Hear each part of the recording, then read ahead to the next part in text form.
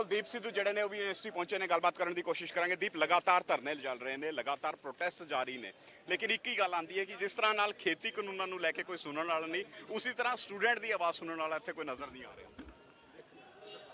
ਬਾਈ ਜੀ, ਗੱਲ ਸਾਨੂੰ ਇੱਕ ਸਮਝ ਲੈਣੀ ਚਾਹੀਦੀ ਆ, ਜਿਹੜੀ ਇਹ ਪ੍ਰੋਬਲਮ ਆ ਨਾ, ਇਹ ਪੋਲੀਟੀਕਲ ਆ। ਇਹ ਕਿਸੇ ਪੋਲੀਟੀਕਲ ਡਿਜ਼ਾਈਨਸ ਚੋਂ ਪ੍ਰੋਬਲਮਸ ਨਿਕਲ ਰਹੀਆਂ। ਤੇ ਪੋਲੀਟੀਕਲ ਡਿਜ਼ਾਈਨ ਕੀ ਆ? ਜਦੋਂ ਅਸੀਂ ਕਹਿ ਰਹੇ ਹਾਂ ਅਸੀਂ ਆਪਦੀ ਹੋਂਦ ਦੀ ਲੜਾਈ ਲੜ ਰਹੇ ਹਾਂ ਨਾ, ਅੱਜ ਪੰਜਾਬ ਯੂਨੀਵਰਸਿਟੀ ਤਾਂ ਪੰਜਾਬ ਦਾ ਹੱਕ ਹੈ ਨਾ, ਪੰਜਾਬ ਦੀ ਰਿਪਰੈਜ਼ੈਂਟੇਸ਼ਨ ਆ, ਸਾਡੀ ਪੰਜਾਬੀਅਤ ਦੀ ਰਿਪਰੈਜ਼ੈਂਟੇਸ਼ਨ ਆ। ਤੁਸੀਂ ਵੇਖੋ ਸਾਡੇ ਖੇਤੀ ਸੈਕਟਰ ਨੂੰ ਆ ਕੇ ਇਹ ਆਪ ਕਬਜ਼ਾ ਕਰਦੇ ਆ, ਸਾਡੀ ਐਜੂਕੇਸ਼ਨ ਤੇ ਕਬਜ਼ਾ ਕਰਦੇ ਆ, ਸਾਡੇ ਇਕਨੋਮੀ ਤੇ ਕਬਜ਼ਾ ਕਰਦੇ ਆ, ਸਾਡੇ ਫਲਸਫਿਆਂ ਤੇ ਕਬਜ਼ਾ ਕਰਦੇ ਆ, ਸਾਡੇ ਸਿਧਾਂਤਾਂ ਤੇ ਕਬਜ਼ਾ ਕਰਦੇ ਆ। ਤਾਂ ਜਿਹੜੀ ਇਹ ਇੱਕ ਮੈਜੋਰਿਟੇਰੀਅਨ ਸਿਸਟਮ ਕ੍ਰੀਏਟ ਹੋ ਗਿਆ ਨਾ, ਤਾਂ ਪਾਵਰ ਨੂੰ ਸੈਂਟਰਲਾਈਜ਼ ਕਰਕੇ ਯੂਨਿਟਰੀ ਫਾਰਮ ਆਫ ਗਵਰਨਮੈਂਟ ਨੂੰ ਰਨ ਕਰਨਾ, ਤੇ ਜਦੋਂ ਤੱਕ ਅਸੀਂ ਸਮਝਾਂਗੇ ਨਹੀਂ ਇਹ ਪੋਲੀਟੀਕਲ ਆ ਮਸਲਾ। ਮਸਲੇ ਦਾ ਇੱਕ ਲੱਛਣ ਇਹ ਆ ਵੀ ਸਾਡੀ ਯੂਨੀਵਰਸਿਟੀ ਦੇਖੋ ਪ੍ਰੋਬਲਮ ਕੀ ਖੜੀ ਹੋਈ ਵੀ ਅੱਜ ਚੋਣਾਂ ਨਹੀਂ ਕਰਾ ਰਹੇ। ਕਿਉਂ ਨਹੀਂ ਕਰਾ ਰਹੇ? ਕਿਉਂਕਿ ਯੂਨੀਵਰਸਿਟੀ ਤੇ ਸਾਡਾ ਕੋਈ ਅਧਿਕਾਰ ਹੀ ਨਹੀਂ ਰਹਿ ਗਿਆ। ਵੀਸੀ ਵੀ ਸੈਂਟਰ ਗਵਰਨਮੈਂਟ ਲਾਉਂਦੀ ਆ, ਇਥੋਂ ਦੀਆਂ ਐਜੂਕੇਸ਼ਨ ਪਾਲਿਸੀਜ਼ ਵੀ ਉਹ ਘੜਦੀ ਆ, ਕਰਿਕੂਲਮ ਵੀ ਉਹ ਕ੍ਰੀਏਟ ਕਰਦੇ ਆ। ਸੋ ਇਹਦਾ ਮਤਲਬ ਜਦੋਂ ਤੱਕ ਸਾਡੇ ਕੋਲੇ ਆਪਦਾ ਅਧਿਕਾਰ ਹੀ ਨਹੀਂ ਹੋਊਗਾ, ਉਦੋਂ ਤੱਕ ਇਹਨਾਂ ਮਸਲਿਆਂ ਨੇ ਖੜੇ ਹੁੰਦੇ ਰਹਿਣਾ। ਜਦੋਂ ਤੱਕ ਤੁਸੀਂ ਇਸ ਗੱਲ ਤੇ ਨਹੀਂ ਆਉਂਦੇ ਜਾਂ ਪੰਜਾਬ ਇਸ ਗੱਲ ਤੇ ਨਹੀਂ ਆਉਂਦਾ ਵੀ ਸਾਨੂੰ ਆਪਦੇ ਜਿਹੜੇ ਕਿਸਮਤ ਘੜਨ ਦੇ ਆ, ਆਪਦੇ ਸਮਾਜ ਨੂੰ ਇੱਕ ਘੜਨ ਦੇ ਅਧਿਕਾਰ ਸਾਡੇ ਕੋਲੇ ਹੋਣ, ਉਦੋਂ ਤੱਕ ਇਹਨਾਂ ਪ੍ਰੋਬਲਮਸ ਨੇ ਹੱਲ ਨਹੀਂ ਹੋਣਾ। ਜਿੰਨੇ ਮਰਜ਼ੀ ਧਰਨੇ ਲਾਈ ਜਾਈਏ ਅਸੀਂ। ਇਸ ਕਰਕੇ ਗੱਲ ਨੂੰ ਸਮਝਣਾ ਪਊਗਾ, ਇਹ ਪੋਲੀਟੀਕਲ ਡਿਜ਼ਾਈਨ ਚੋਂ ਨਿਕਲੀ ਹੋਈ ਗੱਲ ਆ, ਇਹ ਇੱਕ ਪੋਲੀਟੀਕਲ ਡਿਜ਼ਾਈਨ ਦੀ ਪੈਦਾ ਕੀਤੀ ਹੋਈ ਗੱਲ ਆ। ਤੇ ਜਦੋਂ ਤੱਕ ਉਸ ਪੋਲੀਟੀਕਲ ਸਟਰਕਚਰ ਨੂੰ ਅਸੀਂ ਚੇਂਜ ਨਹੀਂ ਕਰਾਂਗੇ, ਉਹਨੂੰ ਸੰਬੋਧਨ ਨਹੀਂ ਕਰਾਂਗੇ, ਉਦੋਂ ਤੱਕ ਇਹਨਾਂ ਮਸਲਿਆਂ ਨੇ ਹੱਲ ਨਹੀਂ ਹੋਣਾ। ਕਿਸ ਤਰ੍ਹਾਂ ਦੇ ਚੇਂਜ ਦੀ ਲੋੜ ਹੈ? ਇੱਕ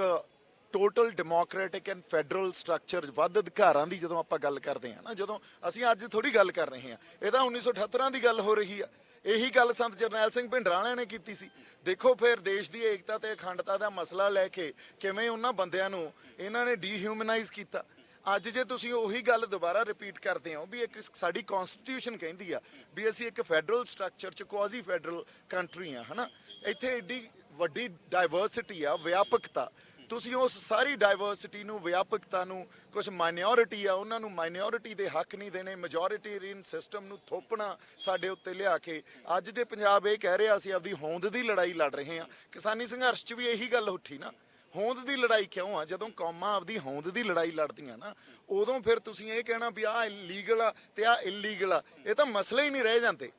ਲੀਗਲ ਤੇ ਇਲੀਗਲ ਤਾਂ ਉਹ ਮੈਜੋਰਿਟੇਰੀਅਨ ਸਿਸਟਮ ਨੇ ਕ੍ਰੀਏਟ ਕਰਨਾ ਉੱਥੇ ਬਹਿ ਕੇ। ਸੋ ਇਸ ਕਰਕੇ ਅੱਜ ਸਾਡੇ ਤੋਂ ਬਾਹਲਾ ਕੁਝ ਤੁਸੀਂ ਇਹ ਐਕਸਪੈਕਟ ਨਾ ਕਰੋ ਵੀ ਅਸੀਂ ਜਮਾਂ ਤੁਹਾਡੇ ਦੱਸੇ ਰਾਹਾਂ ਤੇ ਤੁਰ ਕੇ ਤੇ ਆਪਦੀ ਹੋਂਦ ਦੀ ਲੜਾਈ ਲੜ ਲਾਂਗੇ ਤੇ ਕੁਝ ਬਚਾ ਲਾਂਗੇ। ਸਾਨੂੰ ਆਪਸ 'ਚ ਬੈਠ ਕੇ ਮਿਲ ਕੇ ਇੱਕ ਹੋ ਕੇ ਕੁਝ ਸੋਚਣਾ ਪੈਣਾ, ਰਣਨੀਤੀ ਘੜਨੀ ਪੈਣੀ ਆ। ਸਾਡੇ ਤੇ ਵਾਕਈ this is the last battle, ਵਾਕਈ ਲਾਸਟ ਬੈਟਲ ਲੜੀ ਜਾਂਦੇ ਆ। ਇੱਥੇ ਸਾਨੂੰ ਡੀਹਿਊਮਨਾਈਜ਼ ਕਰਦੇ ਆ। ਜਦੋਂ ਸਾਨੂੰ ਡੀਹਿਊਮਨਾਈਜ਼ ਕਰਦੇ ਆ ਫਿਰ ਸਾਨੂੰ ਕਹਿੰਦੇ ਆ ਵੀ ਤੁਹਾਨੂੰ ਅਧਿਕਾਰ ਲੈ ਕੇ ਤੁਸੀਂ ਕੀ ਕਰੋਗੇ। ਇਹ ਤਾਂ ਸਵਾਲ ਹੀ ਗਲਤ ਆ ਯਾਰ, ਸਾਨੂੰ ਅਧਿਕਾਰ ਲੈ ਕੇ ਅਸੀਂ ਕੀ ਕਰਾਂਗੇ? ਮੈਂ ਤੁਹਾਨੂੰ ਕਹਾਂ ਯਾਰ ਤੁਸੀਂ ਜਿਉਂ ਕੇ ਕੀ ਕਰੋਗੇ, ਤੁਸੀਂ ਕਹੋ ਹੋਰ ਮੈਂ ਕਰਾਂ ਕੀ, ਹਨਾ, ਫਿਰ ਜਾਂ ਤਾਂ ਮੈਂ ਮਰ ਜਾ। ਸੋ ਗੱਲ ਇਹ ਆ, ਪਰ ਸਾਡੇ ਬੰਦਿਆਂ ਨੂੰ ਵੀ ਸਮਝ ਨਹੀਂ ਨਾ, ਸੱਪ ਕਿਤੇ ਹੋਰ ਬੈਠਾ, ਅਸੀਂ ਡਾਂਗਾਂ ਚੱਕ ਕੇ ਕੁੱਟਣ ਕਿਸੇ ਹੋਰ ਲੀਹਾਂ ਨੂੰ ਲੱਗ ਜਾਂਦੇ ਆ ਤੇ ਸਾਡੇ ਹੱਥ ਪੱਲੇ ਕੁਝ ਪੈਂਦਾ ਨਹੀਂ। ਫਿਰ ਅਸੀਂ ਕਹਿੰਦੇ ਆ ਯਾਰ ਨਿਕਲਿਆ ਕੁਝ ਨਹੀਂ, ਸੰਘਰਸ਼ ਬਾਰ-ਬਾਰ ਉੱਠਦੇ ਆ, ਨਿਕਲਦਾ ਕੁਝ ਨਹੀਂ। ਸੋ ਇਸ ਕਰਕੇ ਜਦੋਂ ਤੱਕ ਅਸੀਂ ਇਸ ਗੱਲ ਨੂੰ ਸਮਝਾਂਗੇ ਨਹੀਂ ਵੀ ਲੜਾਈ ਪੋਲੀਟੀਕਲ ਆ, ਪੋਲੀਟੀਕਲ ਸਟਰਕਚਰਲ ਜਿਹੜੀ ਸ਼ਿਫਟ ਦੀ ਉਹਦੀ ਲੜਾਈ ਆ, ਵੱਧ ਅਧਿਕਾਰਾਂ ਦੀ ਲੜਾਈ ਆ। ਪੰਜਾਬ ਕੋਲੇ ਹੋਰ ਸੂਬਿਆਂ ਕੋਲੇ ਵੀ ਆਪਦੇ ਅਧਿਕਾਰ ਹੋਣੇ ਚਾਹੀਦੇ ਆ, ਔਰ ਓਨੇ ਅਧਿਕਾਰ ਹੀ ਦੇ ਦਿਓ ਜਿੰਨੇ ਕਨਸਟੀਟਿਊਸ਼ਨ 'ਚ ਲਿਖੇ ਆ। ਅੱਜ ਆਪਾਂ ਯੂਨੀਵਰਸਿਟੀ 'ਚ ਖੜੇ ਆ, ਪੰਜਾਬ ਯੂਨੀਵਰਸਿਟੀ ਇੱਕ ਸਾਡਾ ਇਹੋ ਜਿਹਾ ਅਦਾਰਾ, ਇੱਕ ਇਹੋ ਜਿਹਾ ਇੰਸਟੀਟਿਊਸ਼ਨ ਆ ਜਿਹਦੇ ਆਧਾਰ ਤੇ ਅਸੀਂ ਇਹ ਦੇਖੋ ਵੀ ਸਾਡੀ ਇੱਥੇ ਅਸੀਂ ਇੱਕ ਐਜੂਕੇਸ਼ਨ ਸਿਰਜਦੇ ਆ। ਇਸ ਇੰਸਟੀਟਿਊਸ਼ਨ 'ਚੋਂ ਆਪਦਾ ਨੈਰੇਟਿਵ, ਪੰਜਾਬ ਦੀ ਪੰਜਾਬੀਅਤ ਦਾ ਨੈਰੇਟਿਵ ਕੱਢਦੇ ਆ, ਬਿਰਤਾਂਤ ਕੱਢਦੇ ਆ। ਤੁਸੀਂ ਇਸ ਇੰਸਟੀਟਿਊਸ਼ਨ ਤੇ ਵੀ ਆ ਕੇ ਆਪਦਾ ਗਲਬਾ ਪਾ ਰਹੇ ਹੋ, ਤਾਂ ਇਹਦਾ ਮਤਲਬ ਉਹ ਕਰ ਕੀ ਰਹੇ ਆ? ਇਸ ਗੱਲ ਨੂੰ ਸਮਝੀਏ। ਸਟੇਟ ਜਾਂ ਸਰਕਾਰ ਕੰਮ ਕਿਵੇਂ ਕਰ ਰਹੀ ਹੈ, ਇਸ ਗੱਲ ਨੂੰ ਸਮਝੀਏ। ਜਦੋਂ ਤੱਕ ਅਸੀਂ ਸਟੇਟ ਕ੍ਰਾਫਟ ਨੂੰ ਸਮਝਾਂਗੇ ਨਹੀਂ ਨਾ, ਉਦੋਂ ਤੱਕ ਇੱਕ ਬਹੁਤ ਇਫੈਕਟਿਵ ਤੇ ਬਹੁਤ ਇੱਕ ਸਿਗਨੀਫੀਕੈਂਟ ਲੜਾਈ ਵੀ ਨਹੀਂ ਅਸੀਂ ਲੜ ਸਕਾਂਗੇ। ਸੋ ਇਹ ਗੱਲਾਂ ਨੂੰ ਨਾ ਇਸ਼ੂ ਬੇਸ ਤਾਂ ਕਰ ਸਕਦੇ ਆ issue base for time being ਉਹਨੂੰ ਰੈਲੇਵੈਂਟ ਲੱਗਦੀਆਂ ਸਾਨੂੰ ਵੀ ਅੱਜ ਸੈਨੇਟ ਦੀ ਇਲੈਕਸ਼ਨ ਦਾ ਇਸ਼ੂ ਆ ਤਾਂ ਇਹਦੀ ਗੱਲ ਕਰ ਲਓ ਹਨਾ ਕਿਸਾਨੀ ਸੰਘਰਸ਼ ਦਾ ਇਸ਼ੂ ਆ ਤਾਂ ਉਹਦੀ ਗੱਲ ਕਰ ਲਈਏ ਆਪਾਂ ਪਰ ਜੇ ਅਸੀਂ ਇਕੱਲੇ ਇਸ਼ੂ ਬੇਸ ਗੱਲ ਕਰਦੇ ਰਹੀਏ ਅਸੀਂ ਵੱਡੇ ਮਕਸਦ ਤੇ ਜਾਂ ਵੱਡੀ ਪ੍ਰੋਬਲਮ ਤੇ ਨਾ ਜਾਈਏ ਜਾਂ ਜੜ ਕਿੱਥੇ ਪਈ ਆ ਮਸਲੇ ਦੀ ਉਹਨੂੰ ਨਾ ਸਮਝੀਏ ਫਿਰ ਸਾਡਾ ਕਦੇ ਵੀ ਫੌ ਨਹੀਂ ਪੈਣਾ ਹਾਂਜੀ ਇੱਕ ਚੀਜ਼ ਹੋਰ ਵੇਖਣ ਨੂੰ ਮਿਲੀ ਹੈ ਕਿ ਕਦੇ ਵੀ ਅਗਰ ਕਿਸੇ ਵੀ ਹੱਕ ਦੀ ਗੱਲ ਆਂਦੀ ਹੈ ਹਾਂਜੀ ਕੇਂਦਰ ਨੂੰ ਪੁੱਛੋ ਉਹ ਸਟੇਟ ਗਵਰਨਮੈਂਟ ਨੂੰ ਜ਼ਿੰਮੇਦਾਰ ਠਹਿਰਾਉਂਦਾ ਹੈ ਸਟੇਟ ਗਵਰਨਮੈਂਟ ਨੂੰ ਪੁੱਛੋ ਉਹ ਕੇਂਦਰ ਨੂੰ ਜ਼ਿੰਮੇਦਾਰ ਠਹਿਰਾਉਂਦਾ ਹੈ ਯੂਨੀਵਰਸਿਟੀ ਦੇ ਮਸਲੇ ਤੇ ਵੀ ਇਹੀ ਹੁੰਦਾ ਨਜ਼ਰ ਆ ਰਿਹਾ ਉਹ ਕਹਿ ਰਹੇ ਨੇ ਕਿ ਦਾਇਰਾ ਇਸ ਕਰਕੇ ਸੀਮਿਤ ਕਰਨ ਦੀ ਲੋੜ ਪੈਗੀ ਕਿਉਂਕਿ ਪੰਜਾਬ ਜਿਹੜੀ ਫੰਡ ਮੁਹੱਈਆ ਕਰਾਉਂਦੀ ਸੀ ਯੂਨੀਵਰਸਿਟੀ ਨੂੰ ਉਹ ਫੰਡ ਮੁਹੱਈਆ ਪ੍ਰੋਪਰ ਢੰਗ ਨਾਲ ਨਹੀਂ ਕਰਾਉਂਦੀ ਨਹੀਂ ਦੇਖੋ ਤੁਸੀਂ ਇੱਕ ਗੱਲ ਸਮਝੋ ਪੰਜਾਬ ਅੱਜ ਜਿਹੜੀ ਸਟਰਗਲ ਚ ਗੁਜ਼ਰ ਰਿਹਾ ਨਾ ਬਾਈ ਉਹ ਕੋਈ ਇਕਨੋਮੀ ਨਾਲ ਰਿਲੇਟਡ ਤਾਂ ਮਸਲਾ ਹੀ ਨਹੀਂ ਆ ਇਹ ਸਾਨੂੰ ਕਿਸੇ ਹੋਰ ਪਾਸੇ ਨੂੰ ਲੈ ਕੇ ਜਾ ਰਹੇ ਆ ਸਾਡੇ ਮਸਲੇ ਸਾਡੀ ਐਗਜ਼ਿਸਟੈਂਸ ਸਾਡੀ ਹੋਂਦ ਦੇ ਆ ਸਾਡੇ ਮਸਲੇ ਸਾਡੀ ਸੱਭਿਆਚਾਰਕ ਹੋਂਦ ਦੇ ਆ ਸਾਡੇ ਤੇ ਸੱਭਿਆਚਾਰਕ ਹਮਲੇ ਕਰੀ ਜਾਂਦੇ ਆ ਅੱਜ ਸੈਂਟਰ ਜੇ ਜ਼ਿੰਮੇਦਾਰ ਠਹਿਰਾਉਂਦਾ ਉਹ ਤਾਂ ਪਾਸਿੰਗ ਔਨ ਦਾ ਬਕ ਵਾਲੀ ਗੱਲ ਆ ਇਹ ਸਾਨੂੰ ਪਤਾ ਹਨਾ ਅੰਗਰੇਜ਼ੀ ਚ ਕਹਿੰਦੇ ਆ ਵੀ ਪਾਸਿੰਗ ਔਨ ਦਾ ਬਕ ਪਰ ਗੱਲ ਕਿੱਥੇ ਆ ਸੈਂਟਰ ਗਵਰਨਮੈਂਟ ਨੇ ਪਾਵਰ ਨੂੰ ਇੰਨਾ ਸੈਂਟਰਲਾਈਜ਼ ਕਰ ਲਿਆ ਅਸੀਂ ਕਿਸਾਨੀ ਸੰਘਰਸ਼ ਵੀ ਦੇਖਿਆ ਸਾਡੇ 117 ਐਮਐਲਏ ਨੇ ਮਤੇ ਪਾਏ ਉਹਨਾਂ ਮਤਿਆਂ ਨੂੰ ਇਸ ਕਰਕੇ ਪਾਇਆ ਗਿਆ ਵੀ ਸੈਂਟਰ ਦਾ ਜਿਹੜਾ ਕਾਨੂੰਨ ਬਣਾਇਆ ਉਹਨੂੰ ਨੇਗੇਟ ਕਰੀਏ ਪਰ ਸੈਂਟਰ ਦੇ ਕਾਨੂੰਨ ਨੂੰ ਨੇਗੇਟ ਕਰ ਸਕੇ ਅਸੀਂ ਨਹੀਂ ਕਰ ਸਕੇ ਕਿਉਂਕਿ ਪਾਵਰ ਹੀ ਕੋਈ ਨਹੀਂ ਆ ਪਾਵਰ ਤਾਂ ਅੱਜ ਜਿਹੜਾ ਸਾਡਾ ਸੀਐਮ ਆ ਉਹ ਵੀ ਜੰਤਰ ਮੰਤਰ ਜਾ ਕੇ 2 ਘੰਟੇ ਦਾ ਸਿੰਬੋਲਿਕ ਧਰਨਾ ਲਾ ਕੇ ਆਇਆ ਸੋ ਇਹਦਾ ਮਤਲਬ ਉਹਨਾਂ ਕੋਲੇ ਜਿਵੇਂ ਨਗਰਪਾਲਿਕਾ ਦੀ ਇੱਕ ਪਾਵਰ ਹੁੰਦੀ ਹੈ ਨਾ ਜਾਂ ਉਹ ਨਗਰਪਾਲਿਕਾ ਦੇ ਪ੍ਰਧਾਨ ਕੋਲੇ ਜਿੰਨੀ ਕੁ ਪਾਵਰ ਹੁੰਦੀ ਆ ਓਨੀ ਕੁ ਪਾਵਰ ਰਹੇਗੀ ਆਪਣੇ ਸਟੇਟ ਦੇ ਸੂਬੇ ਦੇ ਸੀਐਮ ਕੋਲੇ ਜਾਂ ਸਾਡੇ ਮਿਨਿਸਟਰਸ ਕੋਲੇ ਤੁਸੀਂ ਜਿਹੜਾ ਕਹਿੰਦੇ ਸੀ ਵੀ ਇਹ ਹੋਂਦ ਦੀ ਲੜਾਈ ਹੈ ਵੱਧ ਅਧਿਕਾਰਾਂ ਦੀ ਗੱਲ ਆਪਾਂ ਕਰਦੇ ਆ ਫੈਡਰਲ ਢਾਂਚੇ ਦੀ ਹਾਂਜੀ ਕਿ ਜਦੋਂ ਉੱਥੇ ਕਿਸਾਨ ਅੰਦੋਲਨ ਦੇ ਵਿੱਚ ਇਹ ਚਰਚਾ ਹੁੰਦੀ ਸੀ ਵੀ ਇੱਥੇ ਸਿਰਫ ਅਸੀਂ ਬਿੱਲ ਵਾਪਸ ਕਰਾਉਣ ਆਏ ਆ ਅੱਜ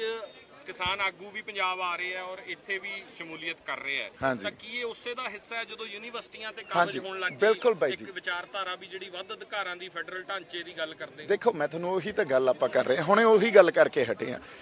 ਇਹ ਜਿਹੜੀ ਪ੍ਰੋਬਲਮ ਆ ਨਾ ਇਹ ਪ੍ਰੋਬਲਮ ਪੋਲੀਟੀਕਲ ਡਿਜ਼ਾਈਨ ਚੋਂ ਨਿਕਲੀ ਹੋਈ ਆ ਪੋਲੀਟੀਕਲ ਡਿਜ਼ਾਈਨ ਕੀ ਆ ਉਹ ਇਹ ਸਮਝੋ ਪਹਿਲਾਂ ਸਟੇਟ ਦਾ ਕਰਾਫਟ ਸਮਝੋ ਤੁਸੀਂ ਸੈਂਟਰ ਗਵਰਨਮੈਂਟ ਕੰਮ ਕਿਵੇਂ ਕਰ ਰਹੀ ਆ 72 ਵਾਰੀ ਕਨਸਟੀਟਿਊਸ਼ਨ ਚ ਸੋਧਾਂ ਹੋ ਗਈਆਂ ਜਿਨ੍ਹਾਂ ਨੂੰ ਅਮੈਂਡਮੈਂਟਸ ਕਹਿੰਦੇ ਆ 72 ਵਾਰੀ ਜਦੋਂ ਕਨਸਟੀਟਿਊਸ਼ਨ ਰਚੀ ਗਈ ਸੀ ਨਾ ਉਦੋਂ ਡਾਕਟਰ ਬੀ ਆਰ ਅੰਬੇਦਕਰ ਨੇ ਰਚੀ ਉਹਨਾਂ ਨੇ ਕਿਹਾ ਸੀ the day it is misused I will be the first one to burn it ਉਹਨਾਂ ਨੇ ਕਿਹਾ ਜਿੱਦਾਂ ਇਹ ਮਿਸਯੂਜ਼ ਹੋਈ ਮੈਂ ਪਹਿਲਾ ਬੰਦਾ ਹੋਊਂਗਾ ਇਹਨੂੰ ਬਰਨ ਕਰਨ ਵਾਸਤੇ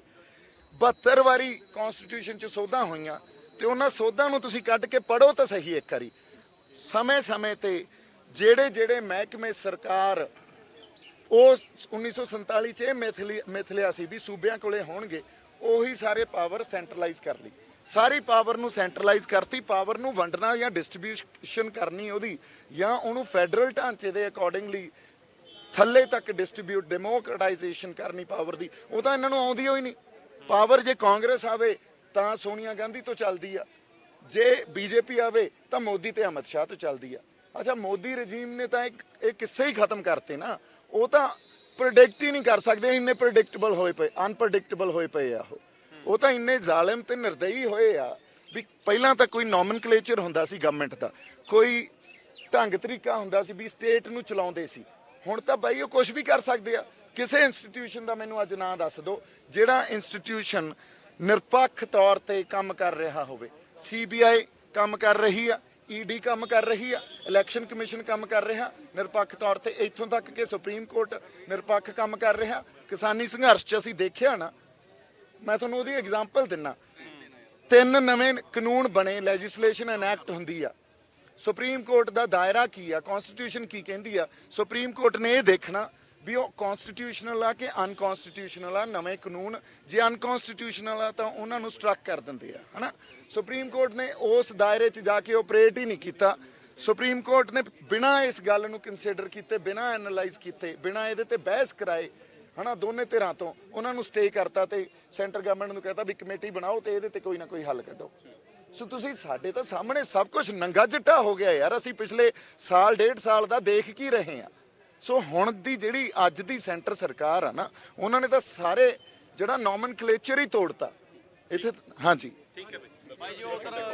ਜੇਕਰ ਗੱਲ ਕਰੀਏ ਦੀਪ ਸਿੱਧੂ ਜਿਹੜੇ ਨੇ ਇੱਥੇ ਪੁੱਜੇ ਨੇ, ਤਸਵੀਰਾਂ ਤੁਹਾਨੂੰ ਦਿਖਾ ਰਹੇ ਹਾਂ ਜਿਸ ਢੰਗ ਦੀਆਂ ਗੱਲਾਂ ਦੀਪ ਸਿੱਧੂ ਨੇ ਕੀਤੀਆਂ ਨੇ। ਸਿੱਧੇ ਤੌਰ ਤੇ ਦੀਪ ਸਿੱਧੂ ਕਹਿ ਰਹੇ ਨੇ ਇੱਕ ਵੱਖ ਰਣਨੀਤੀ ਬਣਾਉਣ ਦੀ ਲੋੜ ਹੈ, ਕਿਉਂਕਿ ਪਹਿਲਾਂ ਖੇਤੀ ਕਾਨੂੰਨਾਂ ਦੀ ਗੱਲ ਹੁੰਦੀ ਸੀ ਔਰ ਹੁਣ ਗੱਲ ਜਿਹੜੀ ਹੈ ਉਹ ਵਿਦਿਅਕ ਅਦਾਰਿਆਂ ਤੱਕ ਪਹੁੰਚ ਚੁੱਕੀ ਹੈ। ਤੁਸੀਂ ਵੇਖ ਸਕਦੇ ਹੋ ਇੱਥੇ ਪੰਜਾਬ ਦੀਆਂ ਵੱਖ-ਵੱਖ ਕਿਸਾਨ ਜਥੇਬੰਦੀਆਂ ਜਿਹੜੀਆਂ ਨੇ ਉਹਨਾਂ ਦੇ ਆਗੂ ਪਹੁੰਚਦੇ ਹੋਏ ਨਜ਼ਰ ਆ ਰਹੇ ਨੇ, ਹੋਰ ਜਥੇਬੰਦੀਆਂ ਜਿਹੜੀਆਂ ਨੇ ਉਹ ਇੱਥੇ ਪਹੁੰਚਦੀਆਂ ਨਜ਼ਰ ਆ ਰਹੀਆਂ ਨੇ, ਕਲਾਕਾਰ ਜਿਹੜੇ ਨੇ ਉਹ ਇੱਥੇ ਪਹੁੰਚਦੇ ਨਜ਼ਰ ਆ ਰਹੇ ਨੇ ਜਿਸ ਢੰਗ ਦੇ ਨਾਲ ਦੀਪ ਸਿੱਧੂ ਪਹੁੰਚੇ। ਇਸ ਤੋਂ ਇਲਾਵਾ ਬਲਦੇਵ ਸਿੰਘ ਸਿਰਸਾ ਜਿਹੜੇ ਨੇ ਉਹ ਪਹਿਲਾਂ ਪਹੁੰਚੇ ਨੇ, ਹੋਰ ਕਈ ਵੱਡੀ ਹਸਤੀਆਂ ਜਿਹੜੀਆਂ ਨੇ ਇੱਥੇ ਪਹੁੰਚਦੀਆਂ ਨਜ਼ਰ ਆ ਰਹੀਆਂ ਨੇ। ਯਾਨੀ ਸਪਸ਼ਟ ਤੌਰ ਤੇ ਇੱਥੇ ਇੱਕ ਵੱਡਾ ਮੋਰਚਾ ਲੱਗਦਾ ਨਜ਼ਰ ਆ ਰਿਹਾ, ਲੇਕਿਨ ਇਸ ਮੋਰਚੇ ਦਾ ਕੇਂਦਰ ਤੇ ਕੀ ਪ੍ਰਭਾਵ ਪੈਂਦਾ ਹੋਇਆ ਨਜ਼ਰ ਆਏਗਾ ਇਹ ਹੁਣ ਵੇਖਣ ਵਾਲੀ ਗੱਲ ਰਹੂਗੀ। ਕੈਮਰਾਮੈਨ ਆਨੰਦ ਦੇ ਨਾਲ ਵਿਨੀਤ ਕਪੂਰ, ਡੇਲੀ ਪੋਸਟ ਪੰਜਾਬੀ, ਚੰਡੀਗੜ੍ਹ।